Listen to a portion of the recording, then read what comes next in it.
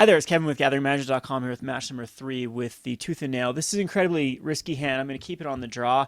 This is like a two-lander hand. If we get into a third source, we have Overgrowth and Courser of Kruphix. So I'm going to keep it just for the ability for this deck to, or this particular hand to explode.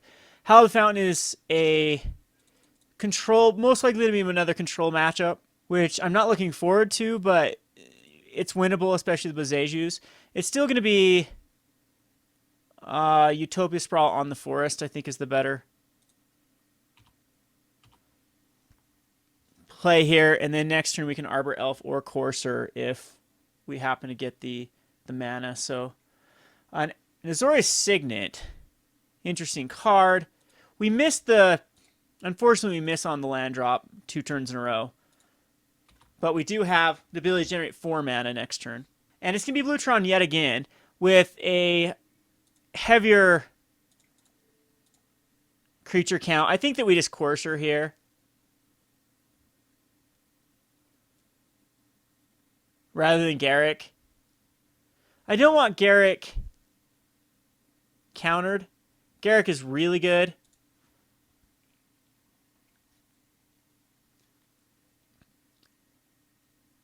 And he might just let Courser happen.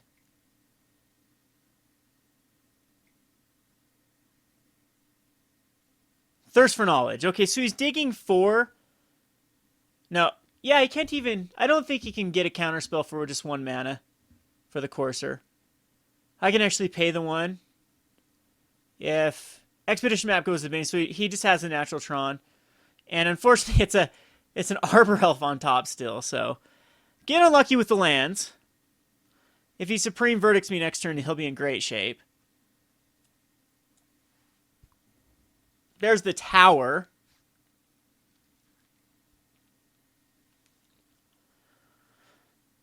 Acidic Slime isn't quite... Acidic Slime is actually in reach if we do get a land next turn. But you got to think that he can counter whatever. It's a Utopia Sprawl again. I think the correct play here is just going to be... What is the correct play here?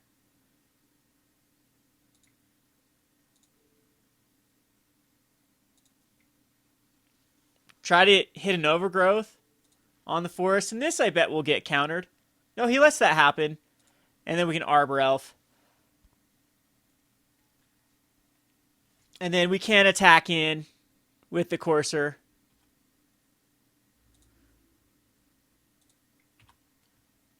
Which... He's gonna Thirst again.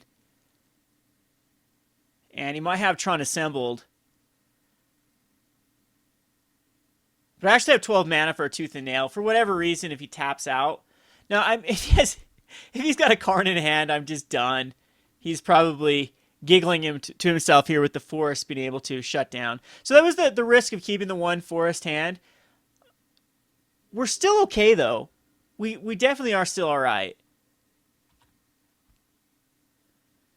He's debating.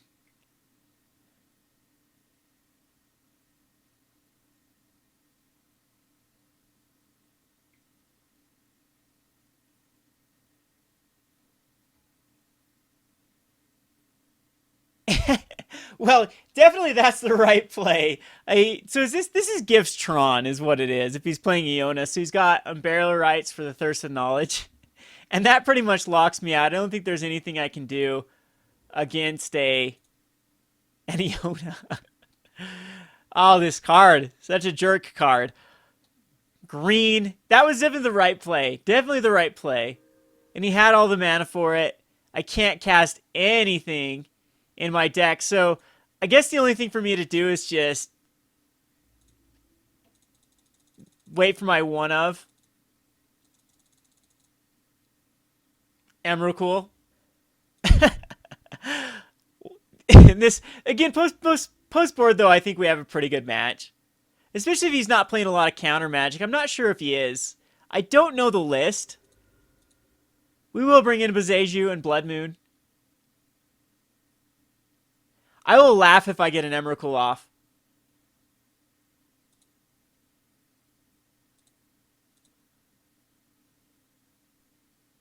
Other than he gets to see everything.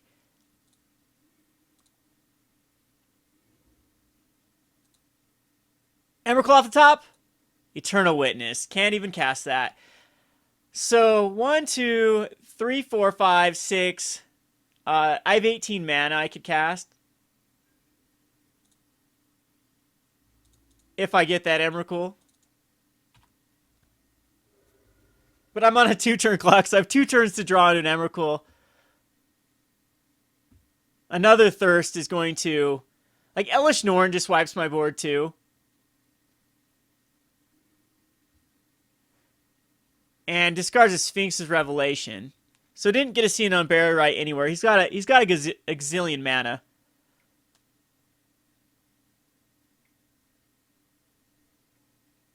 There's Ugin. And that's going to do it. Ugin is definitely going to be the deciding factor. I will just not waste any time. Where was Emrakul? Not in 2 turns. Not in 3 turns. All right. Far down. Here we can just Harmonize. Harmonize is fine. Blood Moons are great. Blood Moons are wonderful here. Boseijus and Beast Withins. We can go Acidic Slime. So 8 cards need to come out. I am going to reluctantly go down to all but one of the combo. Harmonize can come out. A Nissa and a Garruk can come down to a 2 of. And this, I think, is the best route to go against a... Well, we're going to take out a Forest. Bring back an Eternal Witness. And I think we can take out another Forest just fine. And maybe we will bring back another Garruk Wildspeaker. Or Harmonize. Maybe the one of Harmonize is just better to dig. We'll try that. No Blood Moon, but we do have the Boseiju, Utopia Sprawl. This is very risky. Very, very risky of a keep. Yeah, this actually probably should have been a mulligan. Now I've been looking at it closer. I think I was relying way too much on Boseiju here. We'll do Utopia Sprawl. Actually, do you know what? I think I thin out right off the bat here for Stomping Grounds, and then just cast an Arbor Elf. The Boseiju hand makes me want a lot more Harmonizes.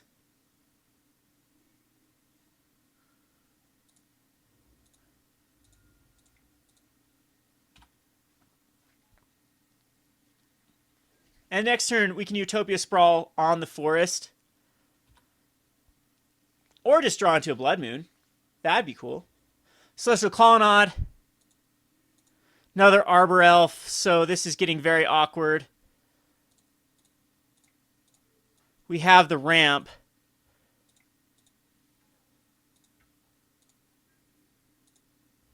But we do not have anything to support it.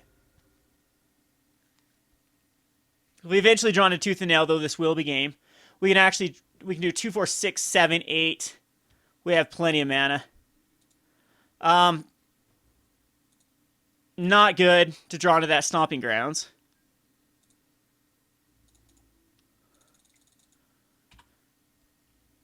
And we did go down to 1 of Tooth and Nail. The Primal Commands are good, though.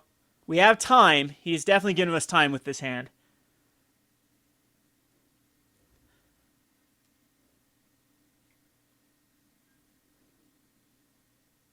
So the nodes is tough. We need a way to destroy it. Emrakul. Oh, so close.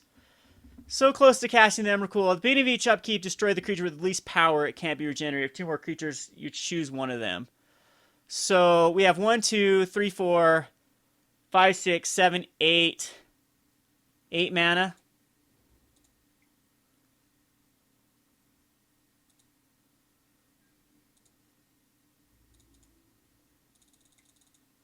And both my Arbor Elves are going to... one of them is going to die. So come on, Acidic Slime. He's got closer than Asheltron. We just can't hit a dead drop here. Just no land.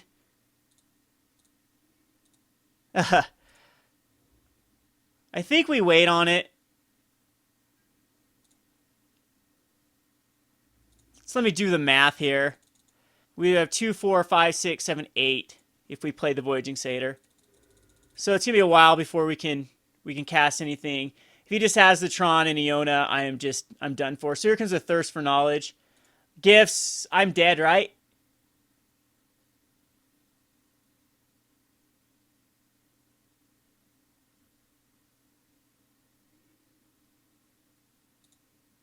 And the Nodes is going to shut me down. So had some weak draws. I think this probably should have been a mulligan. I can still Blood Moon. Blood Moon won't do anything at this point when he goes Iona.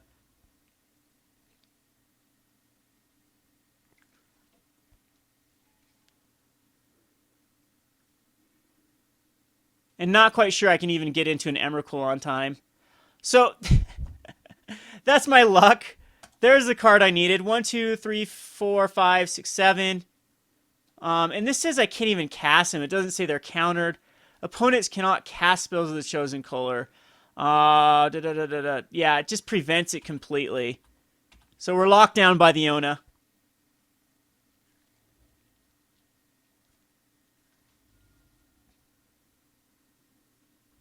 And we'd have to draw into 8 lands. So there's no way we're going to do that in time. Let's see.